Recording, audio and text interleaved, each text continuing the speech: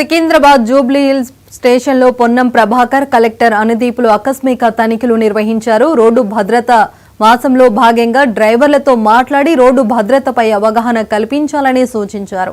అనంతరం బస్ స్టేషన్లో మూత్రశాలలను పరిశీలించిన మంత్రి శానిటేషన్ విభాగంలో పనిచేసే వారితో మాట్లాడి పరిసర ప్రాంతాలను పరిశుభ్రంగా పెట్టుకోవాలని సూచించారు. క్యాంటీన్లో నాణ్యమైన ఆహారం అందించాలని కోరారు. జేబీఎస్ లో ఉన్న కార్గో సెంటర్ ను పరిశీలించి కార్గో పార్సెల్స్ ను గుర్తించి అడిగి తెలుసుకున్నారు.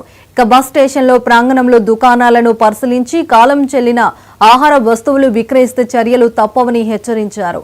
ప్రయాణికులకు ఇబ్బంది లేకుండా తాగునీటి సరఫరాతో పాటు డిస్ప్లే బోర్డును కనిపించే విధంగా ఉంచాలని ఆదేశించారు.